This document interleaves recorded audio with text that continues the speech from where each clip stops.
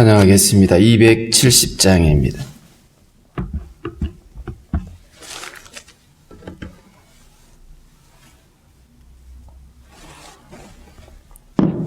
(270장)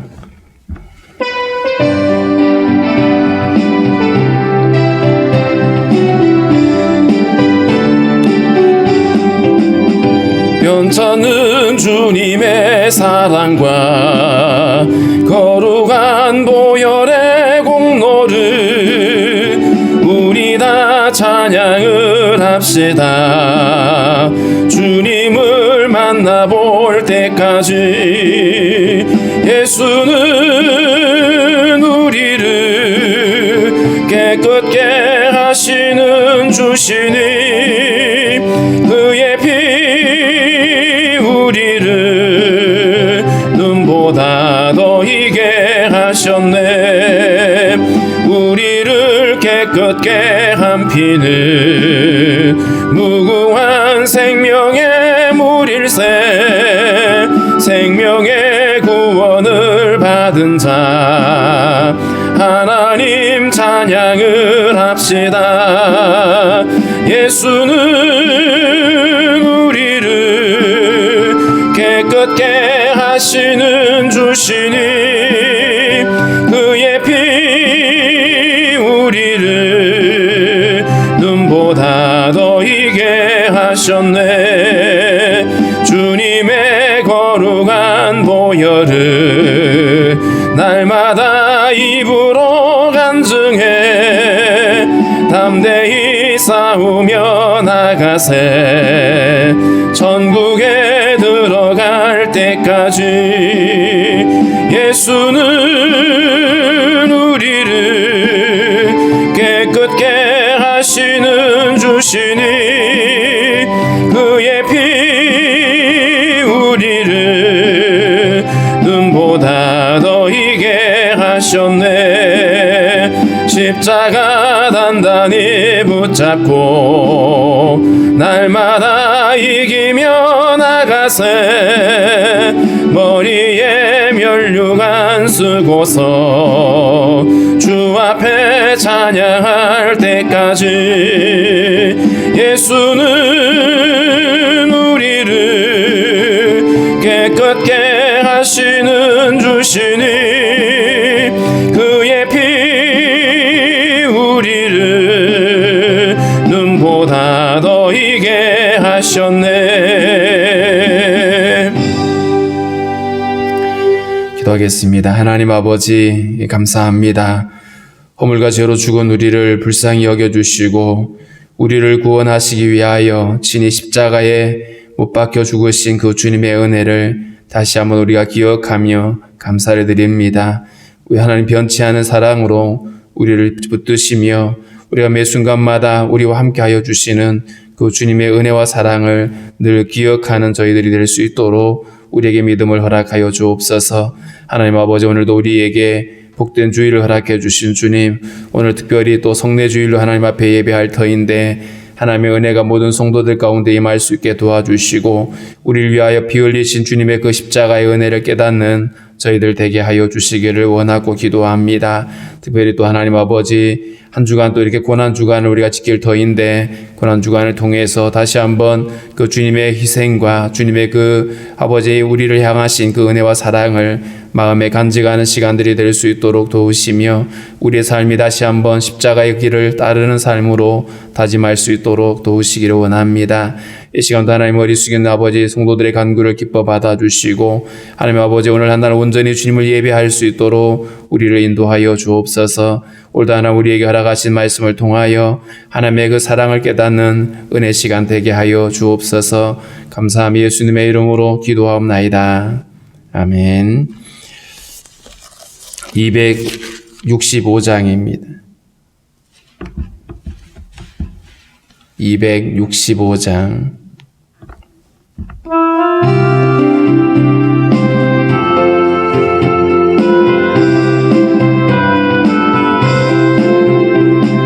주 십자가를 지심으로 죄인을 구속하셨으니 그 피를 보고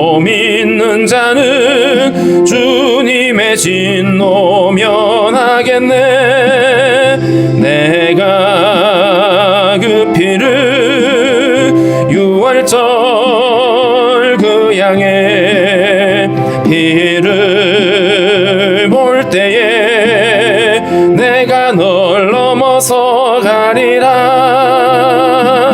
흉악한 죄인 괴수라도 예수는 능히 구원하네. 온몸을 피에 담글 때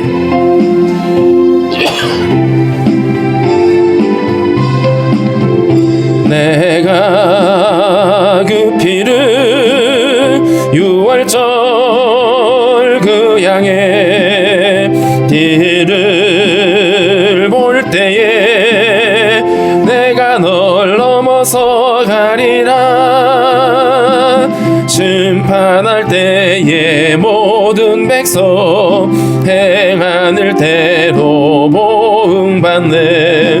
주님의 피로 죄 씻으면 주님의 진노 면하겠네. 내가 그 피를 유월절 그 양의 피를 볼 때에 내가 널 넘어서 가리라. 구주의 사랑 크신 은혜 보혈의 능력 의지하세. 심판의 불이 내릴 때에 주님의 진노 면하겠네. 내가 그 피를 유월절 그 양의 피를 볼 때에 내가 널 넘어서 가리라.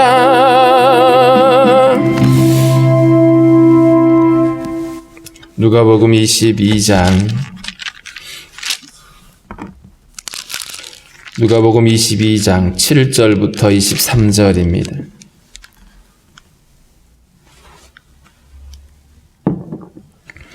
누가복음 22장 7절부터 23절 우리 한 목소리로 읽겠습니다. 유월절 양을 잡을 무교절 날이 이른지라 예수께서 베드로와 요한을 보내시며 이르시되 가서 우리를 위하여 유월절을 준비하여 우리로 먹게 하라. 여짜오되 어디서 준비하기를 원하시나이까?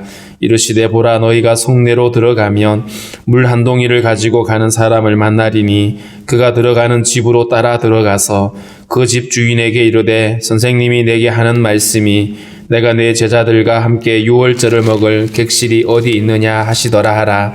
그리하면 그가 자리를 마련한 큰 다락방을 보이리니 거기서 준비하라 하시니 그들이 나가 그 하신 말씀대로 만나 유월절을 준비하니라. 때가 이름에 예수께서 사도들과 함께 앉으사 이르시되 내가 고난을 받기 전에 너희와 함께 이 유월절 먹기를 원하고 원하였노라. 내가 너희에게 이르노니 이 유월절이 하나님의 나라에서 이루기까지 다시 먹지 아니하리라 하시고 이에 잔을 받으사 감사기도 하시고 이르시되 이것을 갖다가 너희끼리 나누라. 내가 너희에게 이르노니 내가 이제부터 하나님의 나라가 임할 때까지 포도나무에서 난 것을 다시 마시지 아니하리라 하시고 또 떡을 가져 감사기도 하시고 떼어 그들에게 주시며 이르시되 이것은 너희를 위하여 주는 내 몸이라. 너희가 이를 행하여 나를 기념하라 하시고 저녁 먹은 후에 잔도 그와 같이 하여 이르시되 이 잔은 내 피로 세우는 새 언약이니 곧 너희를 위하여 붓는 것이라. 그러나 보라, 나를 파는 자의 손이 나와 함께 상 위에 있도다. 인자는 이미 작정된 대로 가거니와 그를 파는 그 사람에게는 화가 있으리로다 하시니 그들이 서로 묻되 우리 중에서 이 일을 행할 자가 누구일까 하더라. 아멘. 이스라엘에게는 유월절이라고 하는 명절이 있습니다. 이스라엘 애굽에서 나오던 그 밤을 기념하여 지키는 절기인데요. 그들의 종교력으로 정월 14일에 유월절을 지키게 되는데 예수님이 이제 그 유월절을 맞이해서 예루살렘으로 올라오신 것이죠. 그리고 그 유월절 전날에 사람들이 유월절 양을 잡습니다. 그리고 그 유월절 명절이 시작되어지면 그들은 누룩을 넣지 않은 떡을 먹는 절기를 일주일 동안 지키게 되는데 오늘 7절에 보면 유월절 양을 잡을 무교절 날이 이른지라. 유월절과 무교절이 함께 붙어 있죠. 그렇기 때문에 같이 이렇게 표현을 했고요. 예수님에게는 이제 마지막 유월절 행사가 되겠습니다. 예수님이 이렇게 유월절이 다가오는 상황에서 베드로와 요한을 보내시면서 가서 우리를 위하여 유월절을 준비하여 우리로 먹게 해라. 유월절 그 명절을 지켜서 그 음식을 먹게 될 자리를 준비하라고 이야기를 하시는데 이 제자들이 어디서 준비를 할까요? 라고 묻습니다. 예루살렘 성내에 많은 명절 때문에 많은 사람들이 몰려오는데 그들이 여러 여관이라든가 장소를 따로 준비를 하게 되겠죠. 오늘 예수님은 그 장소를 준비하라고 하셨는데 어디서 준비할까요? 라고 말했더니 성내로 들어가면 물 한 동이를 쥐고 가는 한 사람을 보게 될 거다. 여기서 한 사람은 남자입니다. 일반적으로 물을 퍼가는 사람들은 여인들이 했는데 한 남자가 그렇게 물동이를 가지고 가면 그를 뒤쫓아가라. 그러면 그 집에 들어가서 그 집 주인에게 선생님께서 유월절 양을 이곳에서 지키기를 원한다라고 말씀을 하면 그러면 객실을 준비해 줄 것이다 라고 예수님이 말씀하십니다. 예수님과 이미 그 약속이 되어 있는지는 잘 확실하진 않습니다만은 오늘 그 11절에 보면 선생님이 내게 하는 말씀이 내가 내 제자들과 함께 유월절 먹을 객실이 어디 있느냐라고 하시는 걸 보면 주님이 이미 그 사람에게 말씀해 놓으신 걸로 보여집니다. 그리하면 그가 자리를 마련해놨는 큰 다락방을 보여줄 거다라고 말씀을 했고 제자들이 그곳에서 유월절을 이제 준비하게 됩니다. 14절부터 오늘 읽은 이 본문에는 예수님이 이제 그 마지막 제자들과 함께 만찬을 나누는 장면입니다. 이 밤이 지나가면 이 마지막 만찬이 지나가고 나면 예수님이 체포되어지고 이제 사람들에게 신문을 당하고 그리고 나서 결국 십자가에 못 박혀 죽으시게 될 것입니다.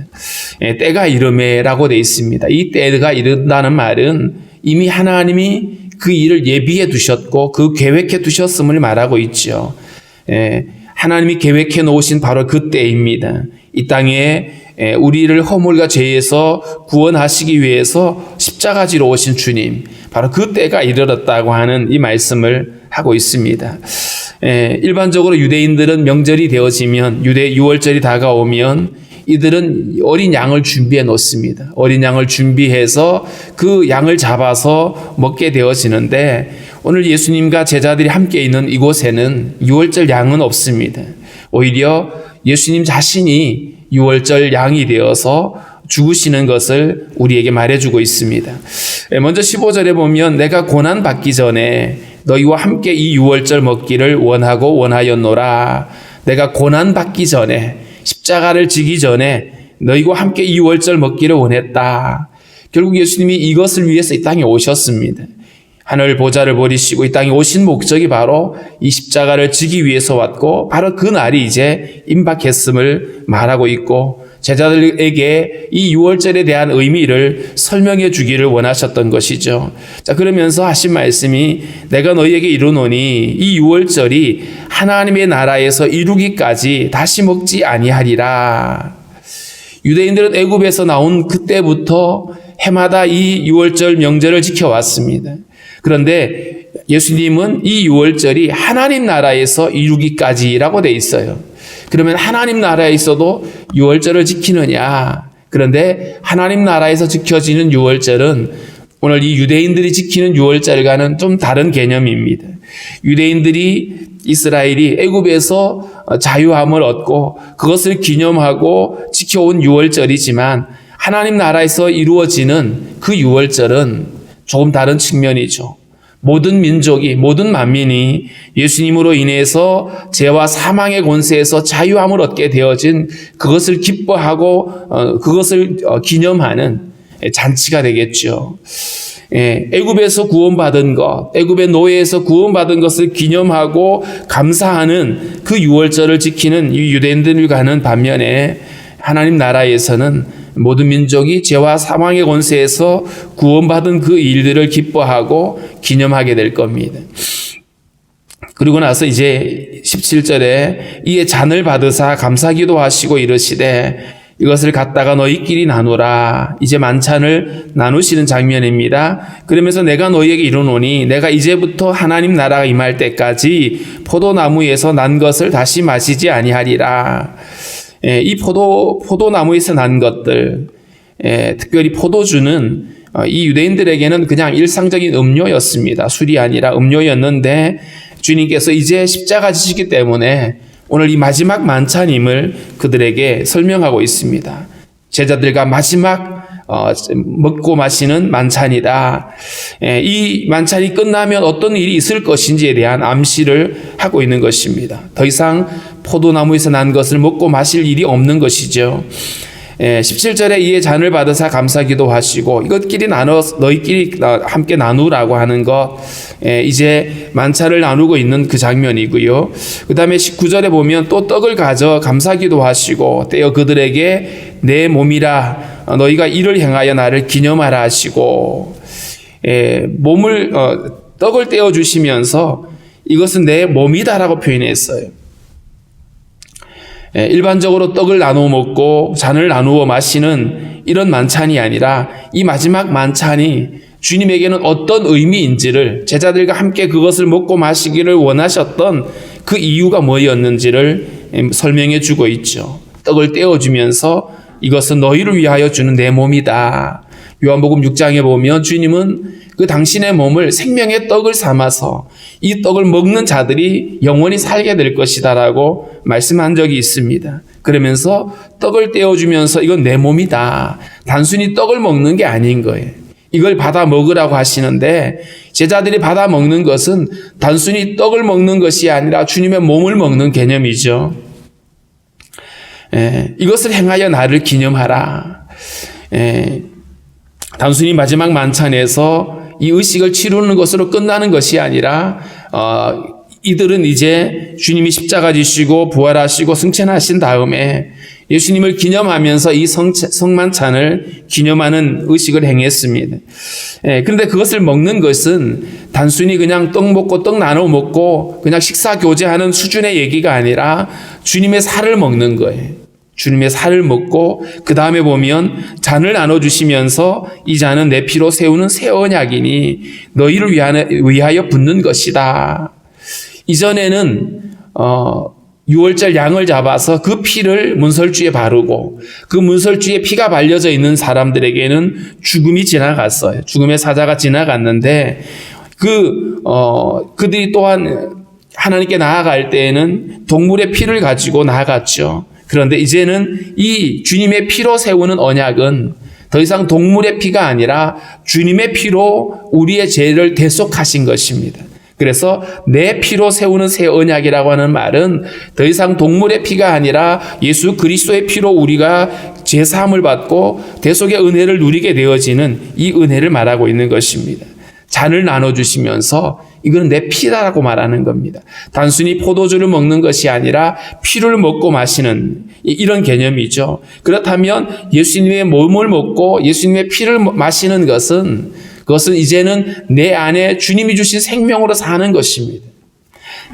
성만찬을 주님께서 제정하시고 이걸 지키라고 말씀하셨는데 여러 가지 의미가 있습니다. 오늘 특별히 성례주일이라서 성찬식을 하게 되겠는데요.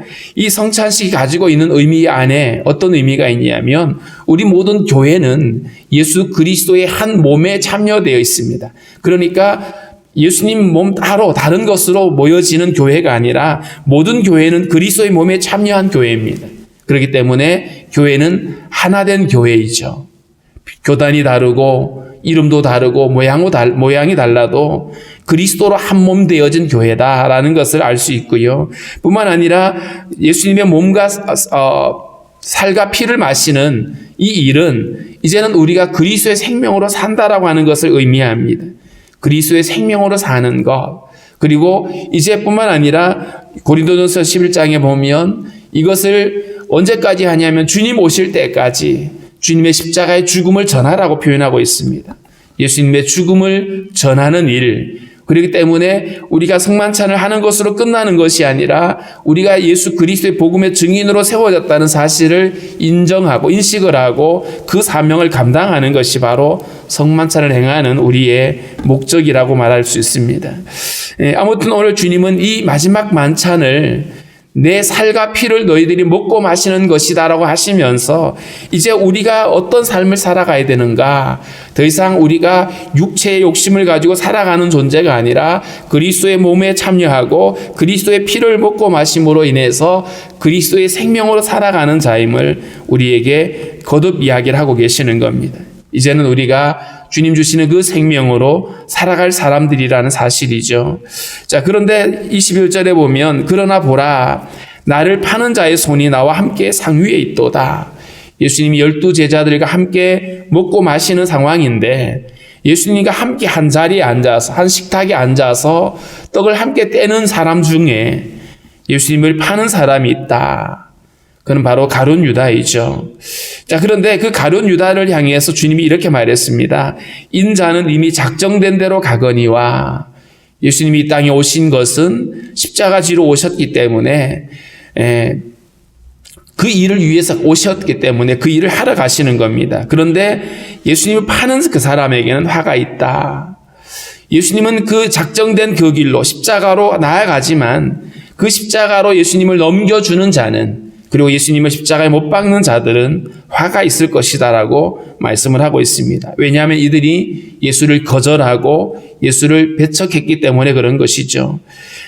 주님은 우리를 위해서 이 땅에 오셨고 우리는 그 주님의 살을 먹고 피를 마심으로 인해서 우리가 거듭나게 되고 새 생명을 얻게 되는 반면에 그를 거절하고 배척하는 자들에게는 화가 있게 될 것이다라고 말합니다. 23절에는 제자들이 서로 질문합니다. 누가 우리 중에 이런 일을 행할까? 이미 가룟 유다는 예수님을 팔아 넘기기로 이미 약속을 해놓은 상황이었죠. 그런데 그는 시치미를 떼고 아무런 일이 없었던 것처럼 행동을 하고 있는 모습을 볼 수가 있습니다. 그저 예수님과 한 자리에 있다고 하지만 그는 다른 생각을 하고 있었고 다른 길을 가고 있었던 것이죠. 사도행전 1장에 보면 가룟 유다가 죽은 다음에 제자들이 그런 표현을 썼어요. 그는 자기 길로 갔다라고 표현했습니다. 예수님을 따르는 사람들이라면 당연히 주님의 길을 따르고 그 십자가의 길을 걸어가야 되는데 그는 자기 길을 가버렸다. 자기 욕심에 따라서 자기가 원하고 기대하는 그 길을 가고 말았다라고 말하고 있습니다. 우리가 예수님의 살을 먹고 피를 마시는 성도로서 우리가 가야 될 그 길은 자기 길이 아니라 주의 길을 따르고 십자가의 길을 따를 수 있어야 될 것입니다. 오늘 이 말씀을 가지고 우리가 함께 기도할 텐데 무엇보다도 우리를 위해서 십자가지로 오신 그 주님의 은혜에 감사하고 무엇보다도 또한 당신의 살을 주고 피를 마시게 함으로 인해서 우리가 이제는 옛 생명이 아니라 그리스도의 생명으로 사는 자로 우리를 초대하시고 부르신 그 주님의 그 기대, 우리의 그 살을 떼어주시고 피를 나눠주시는 그 주님의 기대가 어떤 것인지 다시 한번 마음에 새기면서 그 주님의 희생에 전혀 부끄럽지 않은 삶을 살아갈 수 있도록 우리에게 믿음 달라라고 그렇게 기도하겠습니다.